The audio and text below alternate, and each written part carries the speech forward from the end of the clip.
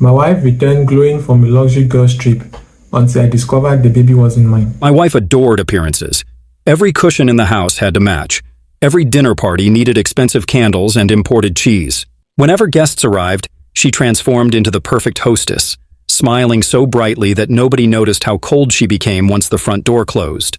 My name is Graham, and until last autumn I believed my marriage was stronger than the ugly stories people whispered about over drinks at the pub. My wife and I had spent 11 years building a comfortable life in Surrey. We had a lovely townhouse, matching silver bicycles we barely used, and a circle of polished friends who obsessed over holidays, wine tastings, and pretending their marriages were flawless. 3 months before everything collapsed, she announced she was joining a luxury wellness retreat in Greece with 4 girlfriends. According to her, they desperately needed a reset from ordinary life. The retreat lasted 10 days and cost more than my first car. I remember laughing when she showed me the brochure. Women in white linen stood beside infinity pools, sipping green juice while staring at sunsets. It looked less like therapy and more like a catalog for wealthy people, terrified of silence. "You should come," she teased. "I'd rather drag myself through broken glass," I replied. She laughed, kissed my cheek, and booked the trip anyway. Something changed in the weeks leading to her departure.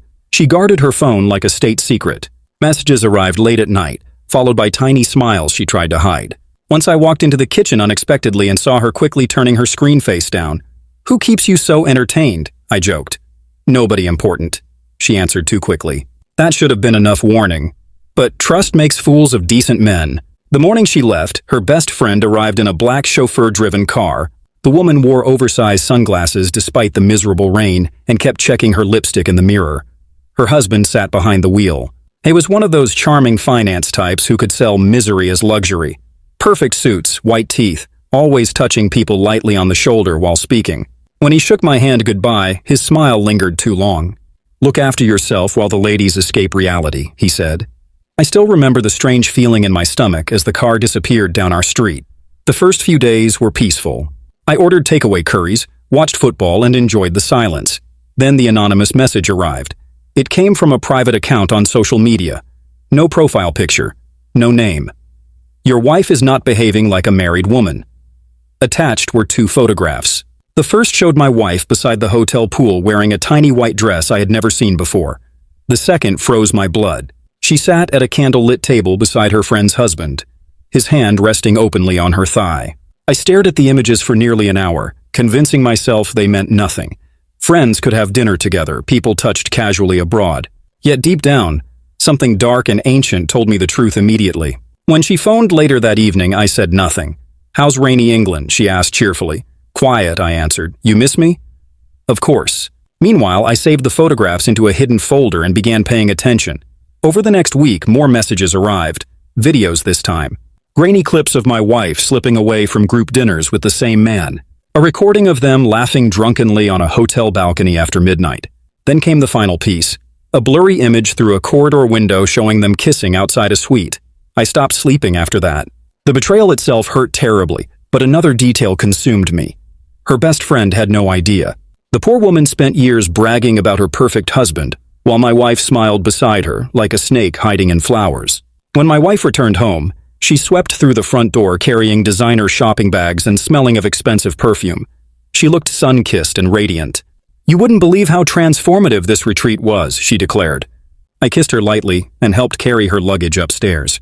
She chatted endlessly about meditation classes, boat trips, and champagne brunches. Not once did she mention being alone with another woman's husband. I decided then that anger alone would not satisfy me. I wanted certainty. 2 weeks later, she fainted in our bathroom before breakfast. I rushed her to hospital, genuinely terrified despite everything I suspected. Hours later, a doctor entered the waiting room with a careful smile. "Your wife is pregnant," he announced softly. The world seemed to stop breathing. My wife stared at the floor, pale as paper. I turned slowly toward her, watching horror flood her face as she realized one terrible thing. I already knew. On the drive home, neither of us spoke. Rain hammered the windscreen while she twisted tissues apart with trembling fingers. Halfway down the motorway, her phone buzzed. The name flashing across the screen belonged to her best friend's husband. She panicked and shoved the mobile into her handbag, but the damage was done. I finally looked directly at her and truly smiled. It was not a kind smile. It was the expression of a man who had spent sleepless nights preparing revenge carefully, patiently, and without mercy. That was when she started crying uncontrollably beside me, quietly. For the next 3 days, my wife barely spoke. She drifted through the house like a ghost, jumping whenever her phone vibrated. I behaved differently. I became calm, pleasant even. I cooked dinner, asked whether she felt sick, and smiled whenever she looked at me nervously. That frightened her more than shouting ever could. She finally broke on Thursday evening. "I need to tell you something," she whispered. I lowered my newspaper slowly. "Go on." Tears spilled instantly down her cheeks. She admitted the affair had begun during the second night in Greece after too much wine beside the hotel bar. According to her, it was supposed to happen once. Then it became secret breakfasts, hidden afternoons, and stolen nights while her best friend slept in the next suite. Listening to her felt like swallowing poison. "What about the baby?" I asked quietly. Her mouth trembled. "I don't know for certain." "You do know." Silence answered me. I stood, walked to the drinks cabinet, and poured myself whiskey. My hands remained perfectly steady. Hers did not. "What's your plan?" I asked. "I want us to fix this." That nearly made me laugh. She had betrayed me with her best friend's husband, returned carrying another man's child, lied into my face, and still imagined our marriage could survive if she cried hard enough. "You should ring him," I said. Her eyes widened. "What?" "Tell him." "No." "Yes," she shook her head. "He'll deny everything." "I know," I replied, but I'd still enjoy hearing it. Instead of calling, she locked herself inside the spare bedroom and sobbed for hours. I sat downstairs with my laptop, reviewing everything I had collected since the anonymous messages began. Hotel timestamps, screenshots, videos. I even had copies of deleted messages recovered through our shared cloud account. One message made my stomach turn every time I read it. "I wish we'd met years ago." He had sent that to my wife while his own spouse posted photographs online praising him as the most loyal man alive. By Saturday morning, my revenge was ready. Our social circle hosted a charity gala that weekend at a country hotel outside London. Guests attended mainly to show off watches and gossip about one another's marriages. My wife planned to skip it after discovering the pregnancy, but I insisted we go. "You can't hide forever," I told her. The ballroom glittered with chandeliers and champagne towers when we arrived. Men in tuxedos laughed too loudly, while women compared jewelry under golden lights. My wife clung to my arm nervously the moment she spotted her best friend across the room. The woman waved excitedly and approached us immediately. "There you are!" she cried. "I swear you vanished after Greece!" Her husband followed behind carrying drinks. The second he saw my face, all color drained from his own. Interesting, I thought. So he knows too. My wife could barely breathe beside me. Dinner passed slowly. Every glance between the guilty pair looked frantic and desperate. Meanwhile, her best friend chatted happily about future holidays and home renovations, unaware that two snakes sat opposite her. Then came the speeches. As one of the charity sponsors, I had access to the microphone after dessert. Normally I hated public speaking, but that evening I walked onto the stage feeling calm.